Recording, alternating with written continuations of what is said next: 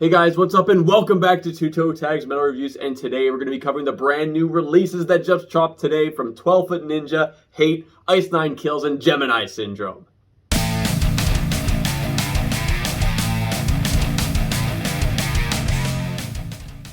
So, these four albums are what we're covering today, and I guess I'll start with my thoughts on 12 Foot Ninja. Their album is called Vengeance, and it's interesting because the two albums that I spent the most time with today were that and Third Degree, The Raising by Gemini Syndrome, and they're both kind of in the same pocket. Yeah, They're both like that melodic metalcore kind of subgenre, so I found that interesting. Another unusually interesting thing is that they both have a song titled IDK. that was weird. That was so strange to find out, Yeah. like, okay, they both have a song with the same name.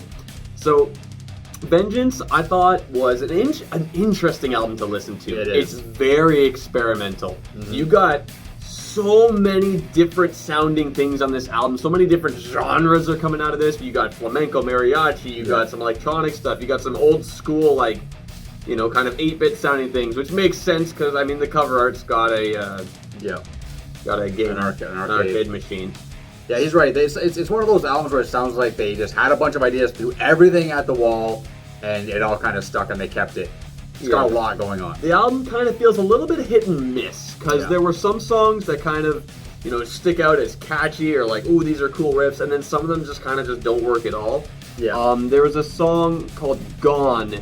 That one to me felt a little bit overly poppy. I'm not gonna Radio lie. friendly. It sounded like This Love by Maroon 5. Yeah. I don't know if you got that vibe. Definitely vibe. It's very radio friendly. Yeah. Super, but catchy. Catchy. But, you know, a song like Over and Out, that was a really nice song featuring Tatiana from Ginger as a vocal feature there. And she honestly was a great voice to pick if you're going to pick a feature on this album. I think she worked out really, really well with that song. So I liked that a lot. There were also some songs that, you know, as I mentioned, we kind of got this flamenco or mariachi sound. There was one song where it kind of worked out more and one where it didn't. The one where it didn't, from what I noticed, was Culture War, where you kind of have you know, they develop this cool song, cool idea, and then it feels like it just jumps to a completely different song and then jumps back, and it's a little too disjunct. Yeah, so 12 Foot Ninja overall for me was decent. It was fun to listen to. Not something I probably want to put on again, other than maybe one or two tracks. Like the first track I thought was pretty good. That was a good one. Interesting. But a total contrast to that is Hate's new album, Rugia. So Hate is a band that we've heard before. I don't own any of their albums or anything like that, so this is kind of my first time really diving into a full Hate album. I don't think I've actually listened to that before today. Never? I don't think so. I'm pretty sure we listened to a single here. I don't think we've reacted. Yeah, we may have listened like to thrown them. it on, but I've Yeah. never had a focused listen or anything like that. So yeah, like this band to me has always just kind of sounded like a Behemoth clone, maybe with a little Vader mixed in there, something like that. They kind of do got that element, maybe a little bit more blackened than Behemoth is. But the album's okay. I listened to it and I thought, this is pretty good. I'm enjoying this, but it doesn't really stand out. There was a couple notable tracks. Elysian Guard and Exiles of Pantheon were the two tracks that stood out to me as like, yes, these are going in the playlist kind of thing. But overall, the album is just kind of it's heavy, it's good, but it felt very kind of run-of-the-mill as far as that type of stuff goes. I thought it was pretty good. I mean, I don't think I got to finish it entirely. However, Awakening the Gods was a pretty good song, and that kind of really cemented to me that this is pretty much like blackened death metal, and I thought that was pretty neat. Yeah. Nothing really stood out as anything phenomenal or amazing, but it was still enjoyable. Like, I liked it. Good album. Yeah. And so yeah, I spent quite a bit of time with Hate today, and it was, you know, it is what it is. But another album that I spent some time with today was the new one from Ice 9 Kills. So this Welcome to Horrorwood, The Silver Scream 2. Ice 9 Kills. This is a band that I see a lot of people talking about. They definitely have a fan base. They're one of those bands that they don't really seem like they're that popular, but just a lot of people talk about them. Kind of like, you know, Spirit Box, for example, or Motionless in White, or just bands that have a really big, thick, dedicated core fan base. But this was kind of our first time really diving into this band. We've been wanting to give them a chance for a while, and this was our chance to do it, so we did. So how did I feel about this album?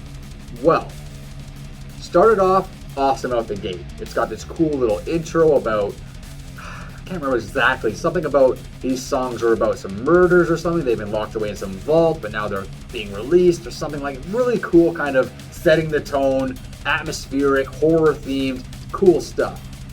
Then it gets into it, and I had a love-hate relationship with it because there's a lot of elements that I really liked and a lot of elements that really just rubbed me the wrong way, and they always have rubbed me the wrong way. And that's the kind of whiny-ish, emo-y kind of singing. But I mean, it's stuff I can get over sometimes, you know what I mean? So I'm not exactly hating on it, but it's very theatrical. Got some guest vocals on there. Corpse Grinder's on the album. Jacoby from Papa Roach is on there. But overall, I was getting a lot of Avatar type of vibes, and we like Avatar. But it's like Avatar mixed with like Of Mice and Men or something like that, right? Which is a unique combo, I guess. Anything with Avatar is a unique combo. The biggest really. thing that was holding me back is the corniness of it, because it's this horror-themed kind of production, theatrical, which is cool stuff, but the way it's being done almost feels juvenile in a way. Like there's one song called Assault and Batteries, and there's a part where they go, na na na na na na, we're gonna get you. Like, it's supposed to be, I'm pretty sure it's supposed to be like demonic toys that are like coming to life to kill people. But it sounds cheesy. And like, I can't picture myself as a grown man, like driving down the road, listening, cranking this up and like feeling cool about that. I just have a hard time with that. Maybe I can get over it, I don't know, but there's elements there that I like, and there's elements there that I'm like, ooh, that bugs me a bit. Yeah, before I checked out the album, I was able to check out a few songs. Before I checked it out, I was thinking like, okay, is it gonna sound a little too try-hard in terms of that kind of thing? Like exactly what you're talking about with the cheesiness. Yeah. And that's what my concern was. But from the few songs I kind of threw on, I thought, wow, this is actually pretty good. Like all things considered, it's well put together. And from the few songs that I heard so far, it didn't feel too try-hard to me. So I was able to appreciate that. Yeah. So, out of these 4 albums, we've decided to review Ice Nine Kills for the week. So, we have. But I guess before we send this off, I guess let's talk about Third Degree The Raising by Gemini Syndrome. I thought we did a little bit already. We didn't. At the beginning, you said you listened to it and it was, I didn't go into detail. Oh, I didn't think we needed to. Okay, let's go into detail. So, so the album, I think, is, in the similar vein as Vengeance. But I felt like it was a lot more standard, a lot more straightforward, and really wasn't anything special, but it wasn't bad. Yeah, it was okay. I kind of felt a few parts just kind of felt like whatever. Just overall, it felt fine. Anyway, guys, that's all we got for you today. We're going to be listening to Ice Nine Kills' new album constantly over and over and over. And next week, we're going to be reviewing that album. So remember to like this video. If you like, comment, tell us in the comments below. What do you think of these 4 albums? We'd love to hear what you guys have to say. I'm TV Fish. And I'm Balso. We'll catch you guys later.